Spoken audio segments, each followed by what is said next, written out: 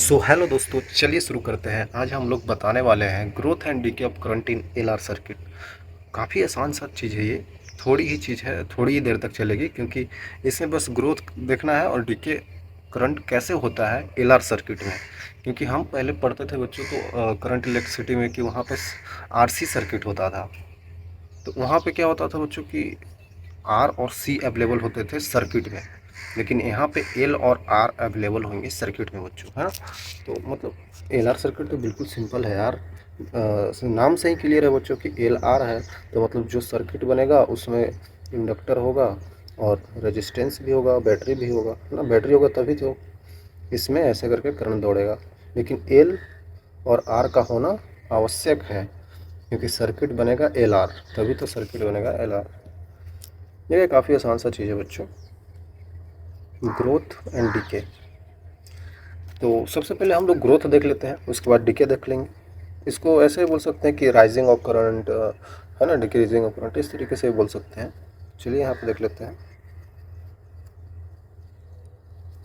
Growth of current.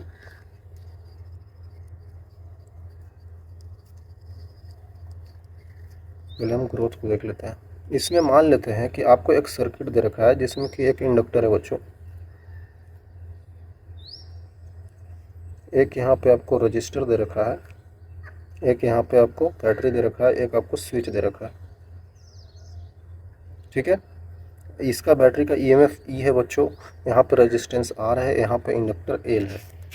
और बोला जा रहा है अगर हमने स्विच क्लोज करूँगा तब क्या क्या चीज़ें चेंज होगा। सबसे पहले बात देख लेते हैं टी इक्वल टू ज़ीरो पे, और T equal to infinity. Infinity मतलब कि स्टेडी स्टेट होता है ना। ये इनिशियल स्टेट है बच्चों, इनिशियल स्टेट है, ये स्टेडी स्टेट होता है। स्टेडी स्टेट का मतलब क्या है, बहुत समय के बाद। इन्फिनिटी मतलब होता है बहुत समय के बाद। हम फिजिक्स में इस तरीके से ही लिखते हैं, और ये बोला जाता है किसी भी टाइम टी पर। ठीक है, बीच में कोई भी टाइम टी पे, जीरो और इन्फिनिटी के बीच में कोई भी टाइम टी पे तो हम देख ही सकते हैं ना। तो वही इसीलिए हम इसको टी टाइम पे बोलते हैं। बात ये है, अगर टी इक्वल टू ज़ीरो है, इनिशियल स्टेट है, समय शून्य है, यहाँ पे तो कुछ होगा नहीं क्योंकि हम अभी तक सर्किट क्लोज नहीं किए। और जैसे ही अगर हम सर्किट क्लोज करेंगे तो यहाँ से आपको ऐसे करंट बहना स्टार्ट हो जाएगा। हाँ सर,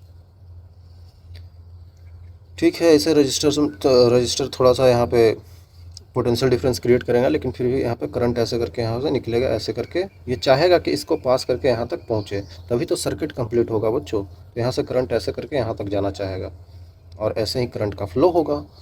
लेकिन ध्यान दीजिए आप बच्चों, ये इंडक्टर का काम क्या होता था, चेंज इन करंट को अपोज करना, यही तो था भाई।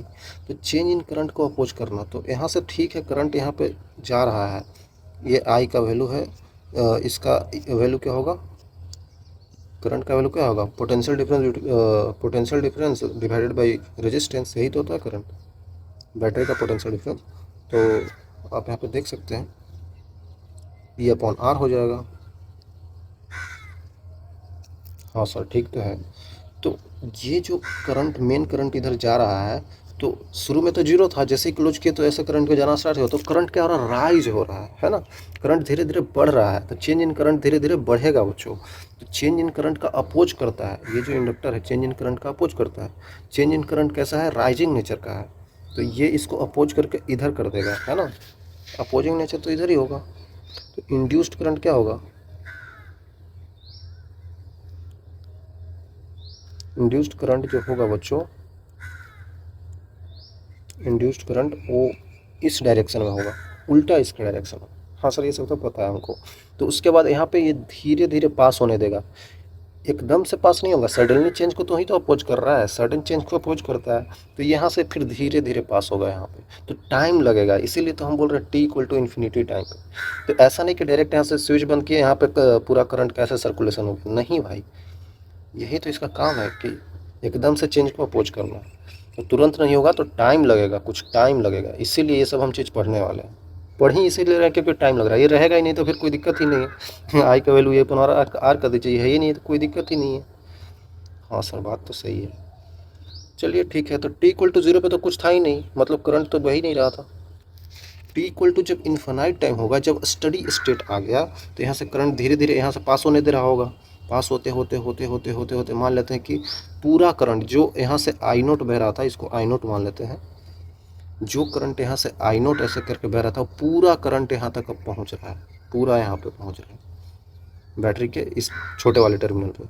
तो इसका मतलब पूरा यहाँ पे ऐसा करके सर्कुलेशन हो रहा होगा करंट का, है ना। उस टाइम को ही हम लोग स्टेडी स्टेट बोल देते हैं बच्चों, है ना। उस टाइम को ही स्टेडी स्टेट बोल देते हैं जब यहाँ पे बहने वाला इसका मेन करंट, सारा करंट यहाँ से यहाँ तक पहुँच जाता है ना, ऐसा करके पूरा यहाँ तक पहुँच जाता है। तो उस टाइम पे ही स्टेडी स्टेट बोला जाता है। और वहीं पे करंट जो आई नॉट होता है वो टोटल करंट होता है, जो कि यहाँ से चल रहा था यहाँ तक पहुँच जाता है। यहाँ तक पहुँचने में पूरा करंट को टाइम लगा है, ठीक है, टाइम लगा है बच्चों। इन्फानाइट टाइम बोलते हैं हम लोग फिजिक्स में, लेकिन ऐसा नहीं कि इन्फानाइट टाइम लग रहा है। स्टेडी स्टेट है मतलब कुछ टाइम लग रहा है, ठीक है। ये तो इनिशियल और ये फाइनल केस है, ठीक है भाई। लेकिन ये t इक्वल टू टी पे क्या होगा, मतलब किसी भी टी टाइम पे ले सकते हैं। कुछ जनरल सॉल्यूशन तो बताऊं मैं, ऐसे ही तो डायरेक्ट थोड़ी सवाल आ जाएगा कि इन्फानाइट पे बताओ, जीरो पे बताओ। तो जनरल सॉल्यूशन निकालना पड़ेगा। तो ये इन जनरल है, जनरल सॉल्यूशन हमको चाहिए। उसके लिए हम मान लेते हैं कि यहाँ पे आई का वैल्यू जो भी आएगा वो फंक्शन ऑफ टाइम आएगा, क्योंकि समय के साथ ही तो चीज़ चेंज हो रही है। अब हम क्या करते हैं इसमें बच्चों, क्या करते हैं हम लोग, के भी एल लगा देते हैं, है ना। अप्लाई के वी एल। के वी एल क्या बोलता था, करंट वोल्टेज लो, सॉरी क्रिचॉफ वोल्टेज लो। वो बोलता था कि बच्चों अगर कोई भी क्लोज सर्किट है जिसमें हम जहाँ से शुरू करते हैं वहीं पे अगर आ जाते हैं, तो उसमें सम ऑफ ऑल द जितना भी एलिमेंट्स है सर्किट में, उसका वोल्टेज का समेसन जीरो होता है। अच्छा हाँ सर पता था। तो वोल्टेज का समेसन जीरो होता है, तो इसका वोल्टेज, इसका वोल्टेज, इसका वोल्टेज, सबका वोल्टेज ऐड कर दो और यहीं पे फिर से आ जाओ, जीरो सम करके जीरो कर दो। यहाँ से शुरू करते हैं, मतलब यहाँ से मान लेते हैं ये ई है, यहाँ पे 0 वोल्ट का है, यहाँ पे ई वोल्ट का है ना। तो यहाँ से स्टार्ट करते हैं, तो इधर जाएंगे तो प्लस का ई मिलेगा ना, इधर प्लस का ई है। और इधर इसके डायरेक्शन में, अगर करंट के डायरेक्शन में ऐसा करके रेजिस्टेंस लगा हो, तो वहाँ पे डिक्रीज होता है, वोल्टेज थोड़ा सा डिक्रीज हो जाता है। तो यहाँ पे माइनस का आ जाएगा, यहाँ पे प्लस का आ जाएगा, ऐसे करके फिर यहाँ पे जाएगा ऐसे करके। तो इंडक्टर का तो आप समझ रहे हैं माइनस का एल डिवाइड बाई डी होता है, ठीक है। चलिए लिखते हैं, यहाँ पे प्लस का ई आ जाएगा बच्चों, माइनस का आई इंटू आर आ जाएगा बच्चों। अब देखिए हम मैथमेटिकल सॉल्यूशन लिख रहे हैं, तो आपको पता है ईएमएफ अक्रॉस द इंडक्टर क्या होता है, माइनस का एल डिवाइड बाई डी, ठीक है, कोई दिक्कत नहीं है। Equal to sum of all the voltage यहाँ पे कर दिए हम लोग, बाकी फिर हम यहीं पे चल के आ गए, यहीं से शुरू किए थे तो जीरो ले लिए, ठीक है सर। तो बिल्कुल आसान हो गया बच्चों, कोई दिक्कत नहीं है ऐसे। अब हम यहाँ पे देख लेते हैं। आप सोचेंगे बच्चे लोग कि सर यहाँ पे आप आई नोट यूज क्यों नहीं किए। अरे बच्चों ये आई नोट कब का है, आई नोट तब का है जब स्टेडी स्टेट आ गया हो, ठीक है। तो ये हम किसी टी टाइम पे ले रहे हैं, किसी भी टी टाइम पे ले रहे हैं, है ना, एट एनी टाइम टी, ठीक है, हम किसी भी टी टाइम पे ले रहे हैं। चलिए अब देख लेते हैं इसको बच्चों, एक साइड ले जाएं क्या, क्योंकि अब डी आई और डी टी आ रहा है तो हमको इंटीग्रेशन वगैरह करना ही पड़ेगा। देखिए कैसे करें, यहाँ पे L D I by D T इधर ले आते हैं, L D I by D T इधर ले आते हैं, तो ई माइनस आई आर आ जाएगा। इसके बाद अगर हम लोग ऐसे कर दे बच्चों, डी आई अपॉन, अगर आर से डिवाइड कर दे सारे तरफ तो क्या होगा, अगर आर से हम लोग डिवाइड कर दें, सिंपल करने के लिए कर रहा हूँ मैं, क्या हो जाएगा, ई बाई आर माइनस का आई हो जाएगा। तो इसी को नीचे ले आता हूँ, ई बाई आर माइनस का आई हो जाएगा, इक्वल टू इधर चल जाएगा R upon L, R upon L into D T आ जाएगा, ठीक है। तो आप देख सकते हैं डी आई और डी टी इधर आ गया, तो हम इंटीग्रेशन कर सकते हैं। इंटीग्रेशन कैसे करना होगा बच्चों, टी इक्वल टू जीरो समय पे, जीरो समय पे इसमें करंट नहीं बह रहा था, अब समय जीरो है थोड़ी इनिशियल स्टेट में करंट बह रहा था, करंट नहीं बह रहा है, जीरो करंट बह रहा है। और जैसे ही किसी भी टी टाइम पे हम जानना चाहते हैं तो उसमें करंट आई है, हाँ किसी भी टी टाइम पे करंट आई बह रहा है, ठीक है।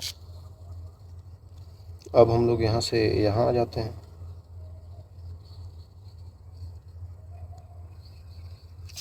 ठीक है।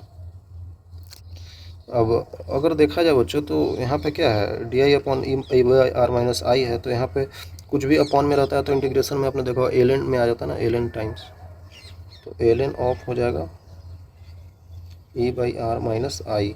ठीक है, और अब देख सकते हैं 0 से आई तक है, और इधर आ जाएगा आपके पास R by L into T आ जाएगा, सिंपल सी दिख तो रही है, L N E by R minus I minus का एल एन, 0 रख देंगे आई के जगह पे, तो यहाँ पे ई बाई आर आ जाएगा बराबर R by L into T. आगे ले चलते हैं बच्चों, देखिए L N A minus L N B होता है, तो L N A upon B लिखते हैं, ठीक है ना। तो L N E by R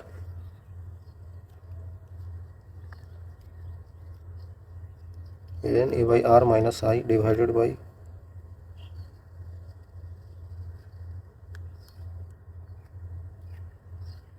E by R equal two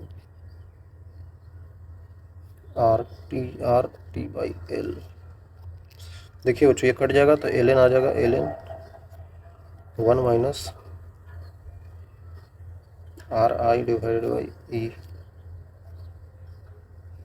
equal to R T by L. इसको सोल्व कर सकते हैं आप लोग बच्चों, तो यहाँ पे 1 minus R I by A equal to E to the power R T by L आ जाएगा। लेकिन बच्चों किताबों में तो ये नहीं दिया रहता है, माइनस का रहता है ना, कहीं पे हमने कुछ छोड़ रहा है, मेरे को लग रहा है कुछ छूट तो रहा है। देखिए यहाँ पे लगता है कि जब हम इसका यहाँ पे नीचे लाए हैं और हम इसका इंटीग्रेशन कर रहे हैं, तो एल एन ऑफ ये वाली तो आ गई है, लेकिन इसका जो यहाँ पे कंपोनेंट है निगेटिव से भी तो मल्टीप्लाई है, तो निगेटिव बाहर भी तो आएगा। ये चीज़ नहीं गलती करना है बच्चों आपको, है ना, निगेटिव यहाँ पे भी आएगा, इसके बाद निगेटिव को हम लोग इधर मल्टीप्लाई कर देंगे तो negative of R T by L आ जाएगा। ठीक है, ये गलती हो रहा था, क्योंकि निगेटिव मेरे को याद है आता तो है। ठीक है, अब देखिए अब बिल्कुल सिंपल हो गया। अब हम इसको इधर ले आते हैं, तो R I divided by E हो जाएगा equal to 1 minus E to the power minus R T by L हो जाएगा। तो यहाँ पे देख सकते हैं अब हम लोग क्या आ रहा है बच्चों, I equal to E by R into 1 minus E to the power minus R T by L. तो यहाँ पे I equal to E by R का वैल्यू क्या है, देखिए ई बाई आर का वैल्यू आई नॉट है, यहाँ पे भी लिखा था मैंने, तो हम यहाँ पे लिख देते हैं I naught into 1 minus E to the power minus, देखिए माइनस टी लिखूँगा ऊपर और नीचे लिख दूँगा एल बाई आर। ठीक है, अब ये देखिए कुछ नया टाइप का बन गया है ना बच्चों। सर आपने ये एल बाई आर नीचे कैसे करके लिख दिया, इसीलिए लिखा बच्चों क्योंकि एल बाई आर का जो वैल्यू होता है वो टाउ होता है। टाउ मतलब होता है टाइम कांस्टेंट, है ना, टाइम कांस्टेंट बोला जाता है इसको, इसका यूनिट भी सेकंड में होता है। ठीक है, कोई दिक्कत नहीं होना चाहिए। हम जब आरसी सर्किट पढ़ते थे तो वहाँ पे आरसी का वैल्यू टाउ हो जाता था, है ना, वहाँ पे आरसी का वैल्यू टाउ हो जाता था, यहाँ पे आर और सी लिखते थे। ठीक है, बाकी चीज़ें सेम रहता था, यहाँ पे क्यू बराबर क्यू नोट लिख देते थे, है ना, क्यू नोट का वैल्यू सी भी लिख देते थे। तो वैसा ही है भाई, अगर आपने करंट इलेक्ट्रिसिटी में देखा होगा, पढ़ा होगा आरसी सर्किट, तो बहुत समझ में आ रहा होगा, बिल्कुल वैसा ही चल रहा है ना, कुछ इसमें ऐसा कुछ हार्ड नहीं चल रहा है। ठीक है बच्चों, अगर आप इसका चाहते हैं टाउ का डायमेंशन भी देखना, तो एम 0 हो जाएगा, एल 0 हो जाएगा, टी 1 हो जाएगा, ये डायमेंशन होता है। बहुत सिंपल सी बात है बच्चों, है ना। अब यहाँ पे आप देख सकते हैं बिल्कुल इजी तरीक़े से, क्या हमने सही बनाया है, क्या हमने सही बनाया है। अगर हम देखें t इक्वल टू 0 पे, तो t का इक्वल टू 0 वैल्यू रख दीजिए बच्चों, तो i का वैल्यू कितना आ जाएगा, t इक्वल टू 0 रख दिया तो e के पावर 0 हो गया, मतलब e के पावर 0 होता है तो 1 हो जाता है, 1 माइनस 1 कट गया तो i का वैल्यू 0 आ गया। भाई समय 0 पे करंट 0 था, मैंने यही तो बताया था बच्चों, और t जब टेंडिंग टुवर्ड इन्फिनिटी था तो करंट का वैल्यू कितना था बच्चों, i का वैल्यू कितना था, ये इन्फिनिटी तो माइनस इन्फिनिटी तो 1 बाई ई के पावर इन्फिनिटी, ये 0 की तरफ चला जाएगा, ये पूरा 0 है।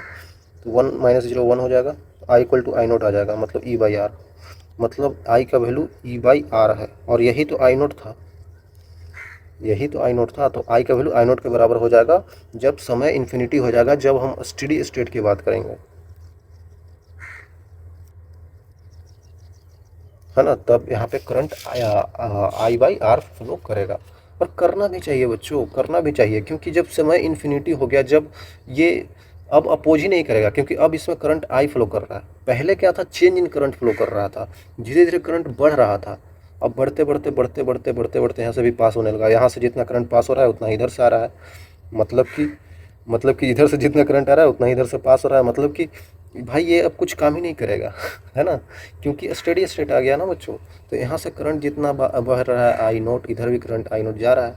शुरू में अपोज कर रहा था क्योंकि करंट बढ़ रहा था, चेंज इन करंट हो रहा था, लेकिन लास्ट में अगर करंट आई ही फ्लो करना, आई नोट ही फ्लो करने लगे, तो चेंज इन करंट तो हो ही नहीं रहा। तो चेंज इन करंट होगा नहीं तो इंडक्टर का कोई काम ही नहीं है, अपोज ही करता था ना वो चेंज इन करंट को। तो यहाँ पे चेंज इन करंट नहीं हो रहा है स्टडी स्टेट पे, तो इसीलिए इंडक्टर कोई काम का नहीं रहेगा। तो इसको आप ऐसे भी हटा के यहाँ पे वायर लगा सकते हैं इन्फानाइट टाइम पे, और टी इक्वल टू 0 पे करंट फ्लो नहीं कर रहा है, तो इसको हटा दीजिए, मतलब यहाँ पे खाली खोखला हो जाएगा, कुछ नहीं रहेगा, यहाँ वायर ख़त्म, यहाँ वायर ख़त्म। मैं बताऊँगा आगे और इसी तरीके से आप देख लिए। आई थिंक बच्चों समझ में आ गया होगा आपको। एक चीज़ और रहता है कि अगर समय हमारे पास टाउ हो, तब क्या चीज़ें चेंज होगी, तब यहाँ पे आई का वैल्यू बताना है क्या होगा। चलिए आगे ले चलते हैं। At time T equal to tau, T equal to tau पे क्या होगा बच्चों, यहाँ पे बताना है आई का वैल्यू क्या होगा टाउ समय पे। तो हमको पता है I equal to I naught into 1 minus E के पावर माइनस टी बाई टाउ है। तो समय का वैल्यू टाउ रख देते, तो टाउ यहाँ पर रख देंगे, कट जाएगा, तो यहाँ पे आई का वैल्यू क्या आ जाएगा बच्चों, आई नोट इंटू 1 माइनस ई के पावर माइनस 1, मतलब कि आई नोट इंटू 1 माइनस 1 अपॉन ई। देखिए ई का वैल्यू अप्रोक्सीमेटली हम लोग 2.71 के आसपास लेते हैं, तो 1 अपॉन ई का वैल्यू अप्रोक्सीमेटली आ जाता है 0.37 के आसपास। आप कैलकुलेट करके देख लीजिएगा। तो आई का वैल्यू क्या हो जाएगा, आई नोट इंटू 1 माइनस 0.37, मतलब कि लगभग यह आ जाएगा आई नोट इंटू 0.63 के आसपास आता है। तो ये लगभग आ गया 0.63 टाइम्स ऑफ आई नोट, मतलब इसको ऐसे भी लिख सकते हैं हम लोग 63% of I note. I note का 63% हो गया बच्चों, इसका मतलब ये हुआ, मतलब जब समय टाउ हो गया होगा, इस समय जब टाउ हो गया होगा टाउ के बराबर, तो उस टाइम पे 63% ऑफ करंट इसमें फ्लो कर गया होगा। इससे जैसे धीरे धीरे फ्लो कर रहा था ना, तो कुछ करंट इधर जा रहा था, तो धीरे धीरे करते करते जब समय टाउ पे आया होगा, तो यहाँ से 63% करंट फ्लो कर गया होगा आई नोट का, ठीक है। बाकी का 37% बचा होगा, उसको फ्लो करने में स्टेडी स्टेट आ जाता है ना। बाकी टाउ समय पे इतना करंट फ्लो किया होगा। इसका ग्राफ बना के समझाता हूँ आपको, अच्छे से समझ में आएगा।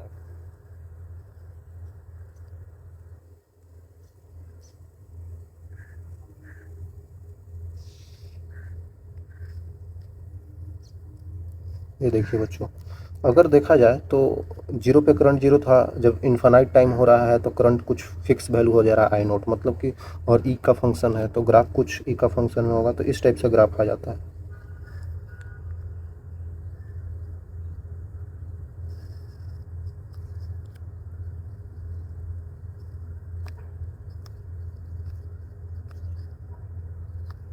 समझ रहे हैं बच्चों, ये है यहाँ पर करंट और यहाँ पर टाइम, करंट वर्सेस टाइम का ग्राफ है। और आप देखेंगे तो इन्फानाइट टाइम पे, जब ये इन्फानाइट टाइम पे जा रहा है, तो इसका करंट का वैल्यू क्या था, आई नोट था, जिसका वैल्यू ई बाई आर आया था। और जब समय टाउ था, मान लेते टाउ समय कुछ यहाँ पे होगा, मान लेते हैं टाउ समय कुछ यहाँ पे होगा, ठीक है। जब समय का वैल्यू टाउ के बराबर था, तो यहाँ पे 63% आ रहा था, मतलब 0.63 टाइम्स ऑफ आई नोट आ रहा था, ठीक है। इसको ऐसे भी लिख सकते हैं 0.63 times of E by R. तो इतना करंट फ्लो कर जाता है इस टाइम पे। तो धीरे धीरे ऐसे करके टाइम बढ़ता जा रहा है और करंट धीरे धीरे अब धीरे धीरे बढ़ेगा लेकिन समय बढ़ता जाएगा फिर भी करंट धीरे धीरे बढ़ेगा, है ना। फिर जाकर स्टडी स्टेट आ जाएगा, वहाँ पे आई नोट आ जाएगा भाई। ठीक है, इस तरीके से समझ सकते हैं, काफ़ी आसान चीज़ें हैं, ऐसा कुछ इसमें है नहीं बच्चों। ठीक है, चलिए आगे चलते हैं। अब आपने चार्जिंग पढ़ लिया तो डिस्चार्जिंग पढ़ लो भाई बच्चों। डिस्चार्जिंग क्या मतलब कि decay of current in LR circuit. आ रहा समझ बच्चों, LR सर्किट यहाँ हम डीके को देखने वाले हैं। तो डीके के लिए क्या करना होगा, कुछ नहीं करना होगा, एक इंडक्टर फिर से बना लेना है, फिर से एक रजिस्टर बना लेना है, और फिर से यहाँ पे एक बैटरी लगा लेना है और एक स्विच लगा लेना है। L है, R है, E है। बात ये है कि हम जब स्विच क्लोज करके उस टाइम पे देख रहे थे तो उस टाइम पे हो क्या रहा था, उस टाइम पे सर इधर से करंट ऐसे करके बह रहा था, यही तो हो रहा था। स्टेडी स्टेट के बात बता रहा हूँ, एट स्टेडी स्टेट पे हो क्या रहा था बच्चों, इसमें करंट आई नॉट फ्लो कर रहा था पूरे में, और उस टाइम पे इसकी कोई ज़रूरत ही नहीं थी। क्योंकि भाई ये अपोज कब करेगा, जब चेंज इन करंट होगा। जब यहाँ से आई नोट जा रहा है, यहाँ भी आई नोट जा रहा है, तो चेंज इन करंट हो ही नहीं रहा है। चेंज इन करंट नहीं हो रहा है तो ये कुछ भी अपोज नहीं करेगा, है ना, इसका कोई मतलब ही नहीं है। अब जैसे ही थोड़ा सा घटेगा बढ़ेगा, जैसे ही ये एक्टिव हो जाएगा, थोड़ा सा घटे बढ़ेगा तो एक्टिव हो जाएगा, लेकिन अगर कांस्टेंट चल रहा है तो कोई मतलब नहीं इसको। ठीक है, इसीलिए बार बार बोलता हूँ बच्चों, इंडक्टर जो होता है चेंज इन करंट को अपोज करता है, करंट को अपोज नहीं करता है भाई। ठीक है ना, तो स्टेडी स्टेट पे ये सब हो रहा था। हाँ सर, अभी तो आपने बता दिया, यही हो रहा था। क्या होगा अगर हम इस बैटरी को हटा दें, झटके से हटा दें, और झटके से यहाँ से ये जो था ना, ये तार को काट के यहाँ पे जोड़ दें, मतलब बैटरी हट जाएगा। तो अगर हम बैटरी को हटा दें, now battery is removed,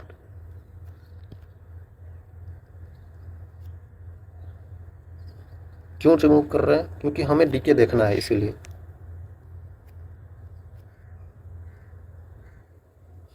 battery को जैसे ही रिमूव कर देंगे बच्चों, तो हमारे को जो फाइनल सर्किट मिलेगा उसमें ये ऐसे करके होगा, और यहाँ पे ये ऐसे करके रजिस्टर होगा, और यहाँ पे ये स्विच था, तो क्लोज ही था, स्विच तो क्लोज ही था बच्चों। समझिएगा, जैसे ही इसको हटा दिए, करंट तो फिर भी फ्लो कर रहा होगा, करंट जो फ्लो कर रहा होगा तो कर ही रहा होगा भाई, जो कि आई नोट था। लेकिन जैसे ही बैटरी को हटा दिया गया, वैसे ही इसको पता चलेगा कि अब करंट का सप्लाई यहाँ से बंद हो गया, तो यहाँ से करंट धीरे धीरे क्या होगा बच्चों, घटेगा, इसका वैल्यू अब धीरे धीरे घटेगा भाई। आ रहा समझ में।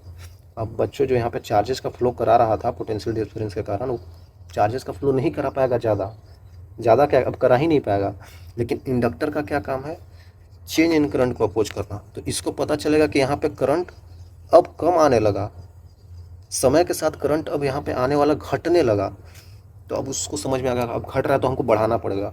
तो ये क्या करेगा, खुद को ऐसा बिल्ड कर लेगा कि यहाँ पे इंड्यूस करंट को सपोर्ट करेगा, है ना। यहाँ पे इंड्यूस्ड जो होगा, इंड्यूस्ड करंट, वो मेन करंट को सपोर्ट करेगा, ताकि जाओ भाई तुम कम से कम अपना सर्किट कंप्लीट कर लो। आ रहा है समझ में बच्चों। तो आखिरकार ये धीरे धीरे इसको सपोर्ट तो करेगा, करते करते करते करते, क्योंकि यहाँ से अब करंट आ नहीं रहा है, तो थोड़ा देर के लिए ये सपोर्ट कर पाएगा। अब यहाँ से करंट जब नहीं आ रहा होगा, जब करंट नहीं आ रहा होगा, आई नोट का वैल्यू 0 हो गया होगा, फिर ये कुछ कर ही नहीं पाएगा फिर ये कुछ कर ही नहीं पाएगा, क्योंकि जब तक यहाँ पे चेंज इन करंट हो रहा है तब तक ये थोड़ा सा हेल्प करके यहाँ पे करंट को भगा रहा होगा। लेकिन जब यहाँ पे अब करंट आ ही नहीं रहा होगा, क्योंकि बैटरी हटा दिए हैं, तो थोड़ा देर के लिए काम करेगा ये इंडक्टर, और बाकी फिर कुछ टाइम के बाद ये भी ख़त्म हो जाएगा। मतलब अगर यहाँ पे देखिए t=0 की बात करें और t=∞ की बात करें, तो t=0 पे क्या होगा, t=0 पे सिंपल सी बात है, आई नोट का वैल्यू था E/R जो कि फ्लो कर रहा था। हाँ सर, यहाँ पे तो t=0 पे तो यही केस है ना। और t=∞ पे करंट क्या हो जाएगा, 0 हो जाएगा, क्योंकि धीरे धीरे यहाँ से थोड़ी बैटरी हटा दी है तो करंट धीरे धीरे ख़त्म हो जाएगा, फ्लो ही नहीं करेगा। फाइनल स्टेडी स्टेट पे करंट नहीं फ्लो करेगा। लेकिन किसी भी टी टाइम पे हम अगर बात करें, किसी भी टी टाइम पे, तो वहाँ पे करंट का वैल्यू बताओ फंक्शन ऑफ टाइम। चलिए बताते हैं बच्चों, चलिए बताते हैं। अब यहाँ पे फिर से अब अगर हम केवीएल को लगाना शुरू कर दे बच्चों,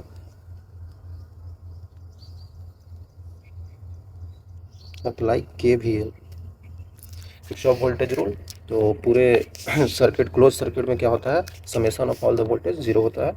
तो हम मान लेते हैं इस पॉइंट से चलते हैं, इस पॉइंट से चलते हैं, तो इधर देखेंगे तो हम इस डायरेक्शन में जा रहे हैं, तो माइनस का आई आर आ जाएगा, माइनस का आई इंटू आर आ जाएगा किसी भी टी टाइम पे।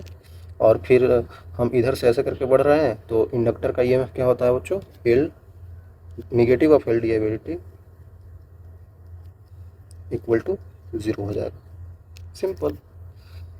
लेकिन कुछ बच्चों को यहाँ पर डाउट आ जाएगा, मुझे पता है कुछ बच्चों को डाउट आ जाएगा, सर करंट तो यहाँ पे अगर कम करंट समय के साथ यहाँ पे घट रहा है, तो ये करंट को सपोर्ट कर रहा होगा, मतलब इंड्यूस करंट पॉजिटिव आना चाहिए। तो यहाँ पे ये पॉजिटिव आना चाहिए ना, इंड्यूस करंट पॉजिटिव आएगा ना भाई, ये नेगेटिव लिख दिए हो, क्योंकि यहाँ पे साफ साफ दिख रहा है सपोर्ट कर रहा है। ठीक है, पीछे आपने जो लिखा था कि यहाँ पे ये अपोज कर रहा है, तो यहाँ पे negative L D I by D T लिख दिया था, चलिए सर मान लिए। लेकिन आप यहाँ पे भी नेगेटिव लिख रहे हो, गलत है ना बात ये। लेकिन बच्चों मैं बोलूँगा कोई गलती नहीं है, क्योंकि हम ये चीज़ देख ही नहीं रहे हैं। मैंने पीछे थोड़ी बोला आपको कि मैं ऐसे करके ले रहा हूँ कि इंड्यूस करंट अपोजिट डायरेक्शन में तो नेगेटिव ले रहा हूँ, मैंने ऐसा कुछ नहीं बोला है।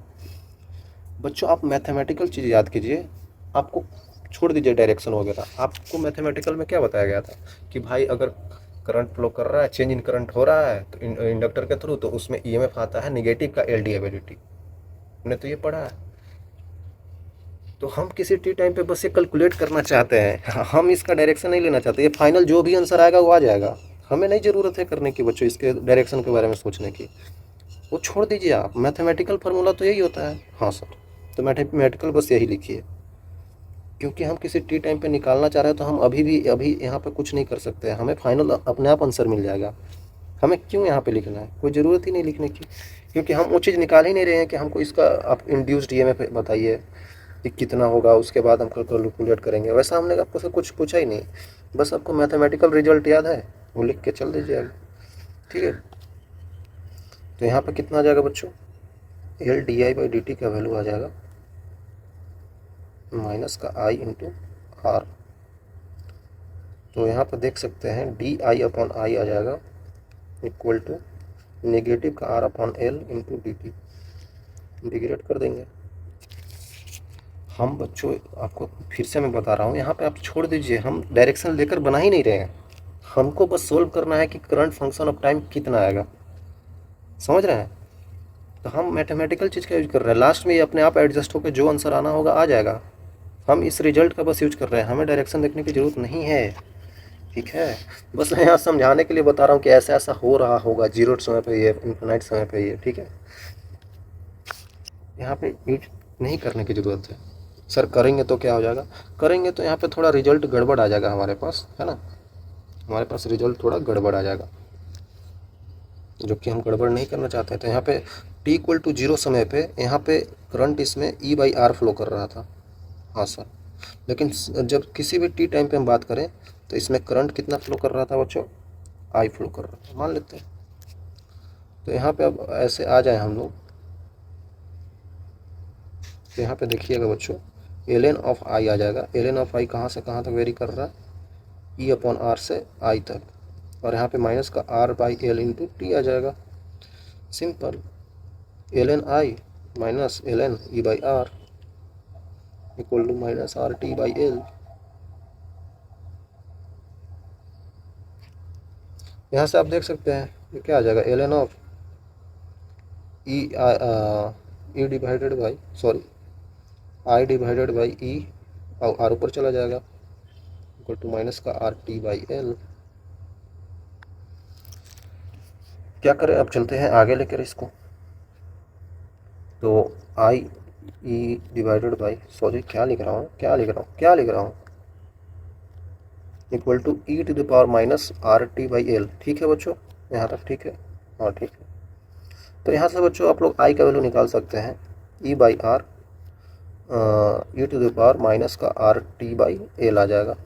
अगर आप वहाँ पे अगर पॉजिटिव साइन लेंगे तो यहाँ पे पॉजिटिव आ जाएगा ऐसे करके, तो ये आंसर नहीं, ये वो आंसर सही नहीं होगा, ये आंसर सही होगा। ठीक है, तो यहाँ पे अगर हम देखें तो इसको वैल्यू आई नॉट बोल सकता हूँ, और यहाँ ई के पावर में माइनस का टी बाई टाउ भी बोल सकता हूँ, और यही हमारे को यहाँ पे मिल जाएगा। यही है डीके ऑफ करंट का रिजल्ट, डीके ऑफ करंट का रिजल्ट। ठीक है, तो यहाँ पे टाउ का वैल्यू क्या हो जाएगा, एल बाई आर हो जाएगा, है ना बच्चों। पीछे क्या लिखा था, एल बाई आर ही लिखा था ना, कहीं कुछ गलती तो नहीं कर दिया मैंने। ठीक है, तो हमने ये चीज़ ला दिया बच्चों। अब ये चीज़ लाने के बाद आपको ये चीज़ समझना है, अगर टी इक्वल टू ज़ीरो था तो यहाँ पे करंट का वैल्यू कितना रहा था बच्चों, यहाँ पर रख के देख लीजिए। ई के पावर जीरो हो जाएगा, वन हो जाएगा, मतलब आई का वैल्यू आई नोट के बराबर था, अब आई नोट का वैल्यू ई बाई आर के बराबर था, और यही चीज़ तो हम पहले ही बता रहे थे। हाँ सर, अगर टी इक्वल टू इन्फिनाइट हो गया तो ई के पावर माइनस इन्फिनिटी, तो वन अपॉन ई के पावर इन्फिनिटी, मतलब कि ये जीरो की तरफ चला जाएगा, तो आई का वैल्यू जीरो हो जाएगा। वही तो मैं बोल रहा था उस टाइम पे भी, आई का वैल्यू जीरो हो जाएगा। हाँ सर, अगर टी इक्वल टू हम टाउ पे बात करें, किसी भी टाउ टाइम पे, तो आई का वैल्यू कितना आ जाएगा बच्चों, आई नोट ई के पावर माइनस वन आ जाएगा, क्योंकि यहाँ पे अगर टाउ रखेंगे तो ये कट जाएगा। ओके सर, तो यहाँ पे आई का वैल्यू क्या हो जाएगा बच्चों, E by R into one upon E का वैल्यू क्या होता है बच्चों, अभी बताया था 0.37 के आसपास आता है, मतलब ये value 0.37 times of I naught आ जाएगा, या फिर 37% ऑफ आई नोट। ये बता ये रहा है, इसको ग्राफ से समझिए बच्चों।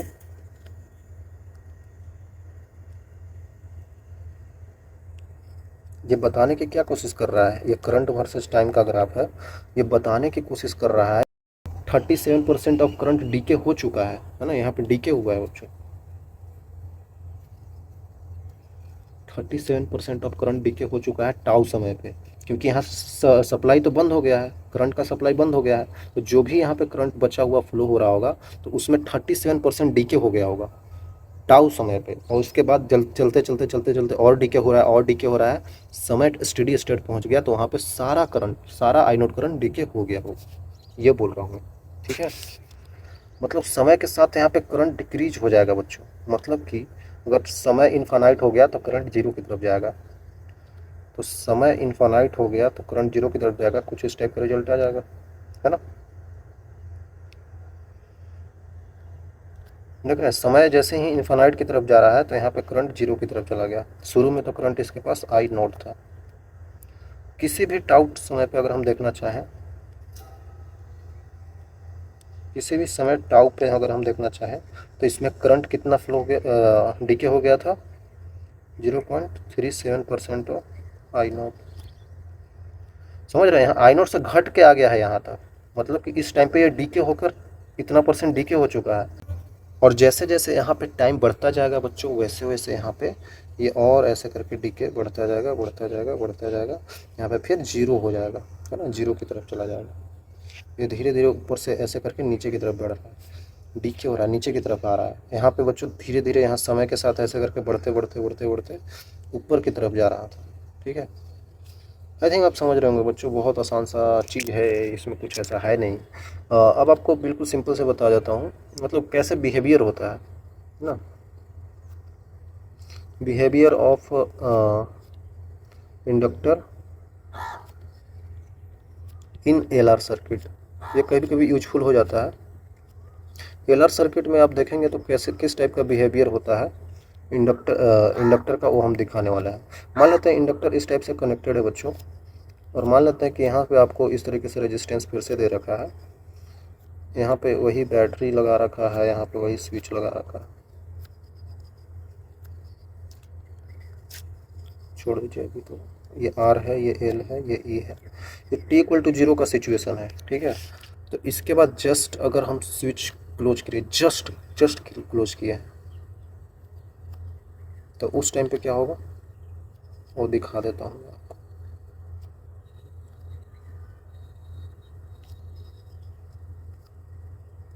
जस्ट स्विच अगर क्लोज कर दिए ना तो ये ऐसा सिचुएशन आ जाएगा।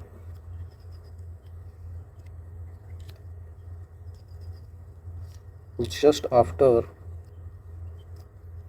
क्लोजिंग स्विच, अगर जैसे ही अगर हमने यहाँ पे स्विच ऐसे करके क्लोज किया तो वैसे ही यहाँ पे करंट का चेंज आएगा, वैसे ही यहाँ से ऐसे करके करंट फ्लो करने लगेगा। लेकिन इंडक्टर क्या करता है, चेंज इन करंट का अपोज करता है, तो ये इधर आने ही नहीं देगा शुरू में। जैसे ही करंट इसमें आएगा सर्किट में मेन करंट, तो इंडक्टर कहेगा अब भाई जैसे हो वैसे रहो, ये इनर्शिया को फॉलो करता है, तो ये करंट को आने ही नहीं देगा। T=0 पे मतलब जैसे ही स्विच क्लोज करेंगे तो वैसे ही ये करंट आने नहीं देगा, है ना।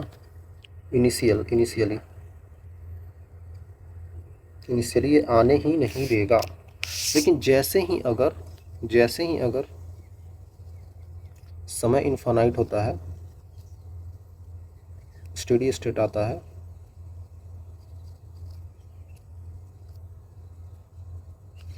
यहाँ पे ये बन जाता है एक सिंपल वायर, है ना।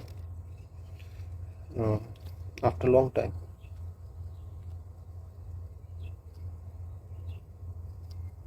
एट स्टेडी स्टेट पे ये होता है। स्टेडी स्टेट पे ये सिंपल वायर की तरह ट्रीट होता है, क्योंकि उस टाइम पे चेंज इन करंट सर्किट में होता नहीं है, तो इंडक्टर का कोई यूज भी नहीं है ना। तो इंडक्टर को सिंपल वायर से हम लोग रिप्लेस कर सकते हैं, ठीक है। और यहाँ पे ओपन सर्किट हो जाता है। ऐसे आप समझ रहे होंगे, मैं दिखाने की ज़रूरत नहीं मेरे को। इसीलिए तो बोला जाता है कि इनिशियली T=0 पे करंट 0 फ्लो कर रहा था वहाँ पे, है ना बच्चों। जब हम लोग ग्रोथ ऑफ करंट दिखा रहे थे उस टाइम पे, हम यहाँ पे बिहेवियर ऑफ, मैंने ये बिहेवियर ऑफ कैपेसिटर मैंने बता रखा है। कहाँ पे सर, जब हम लोग RC सर्किट कर रहे थे तब बच्चों, इन RC सर्किट, अगर आपको याद हो तो आपको याद आएगा ना। ये चीज़ मैं भी बता रखा हूँ, लेकिन चलिए फिर से बता देता हूँ। देखिए वहाँ पे क्या होता था कि वहाँ पे क्या होता था कि कैपेसिटर होता था, और एक यहाँ पे रेजिस्टेंस होता था, एक यहाँ पे स्विच होता था ऐसे करके। ये C हो गया, ये R हो गया, ये E हो गया। T=0 पे कुछ नहीं हुआ है। जैसे ही कुछ समय के बाद बोला जाए just after closing the switch, ये हो जाता है इस टाइप से एक प्लेन वायर के रूप में।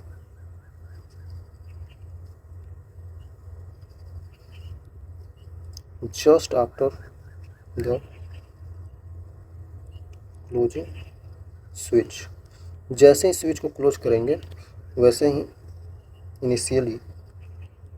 इनिशियली क्या होगा बच्चों, ये एक सिंपल वायर से रिप्लेस हो जाएगा। क्यों? क्योंकि भाई कैपेसिटर का नेचर क्या होता है, चार्ज स्टोर करना, है ना। कैपेसिटर क्या करता है, जैसे यहाँ से ऐसे करके चार्ज का फ्लो होने लगेगा, क्यों वैसे ही यहाँ पे ये चार्ज स्टोर करने लगेगा। जैसे ही इसको मिलता है वैसे ही स्टोर करने लगता है, तो स्टोर करेगा T=0 पे शुरू हो गया स्टोर करना। लेकिन जैसे ही अगर समय इनफाइनाइट हुआ, जैसे ही इसका पेट भर गया, जैसे ही कैपेसिटर का पेट भर गया वो खुल जाता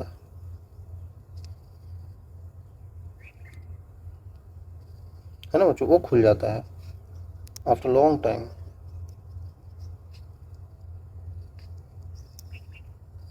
एट स्टेडी स्टेट, है ना बच्चों। स्टेडी स्टेट पे क्या होगा, ये खुल जाएगा, क्योंकि इसका पूरा पेट भर चुका है। जैसे ही चार्ज स्टोर करने लगा, उसके बाद इन्फाइनाइट टाइम पे जरूरत पड़ा तो एक बार में सारा चार्ज दे देता है। कैपेसिटर का यही तो नेचर होता है, जहाँ पे जरूरत पड़ता है एक बार में सारा चीज़ दे देता है। तो स्टेडी स्टेट पे ये अपना सारा एनर्जी जितना भी स्टोर किया रहता है Q²/2C ½ इलेक्ट्रिक फील्ड के रूप में वो दे देता है, ठीक है। ये नेचर होता है, इस टाइप से बिहेवियर होता है इनका। आप ये ध्यान रखिएगा, कहीं कहीं पे यूज आ जाएगा, ठीक है। तो ये बहुत छोटा सा चीज़ मैं आपको बताना चाहता था बच्चों, जो कि बता दिया। बाकी बहुत छोटा सा लेक्चर था, क्योंकि मैं इसमें ज़्यादा कुछ बताना नहीं चाहता। सवाल हम आगे करेंगे। यहाँ तक आने के लिए थैंक यू। मिलेंगे आगे बच्चों, और भी चीज़ें बताऊँगा। तब तक के लिए ओके, बाय बाय।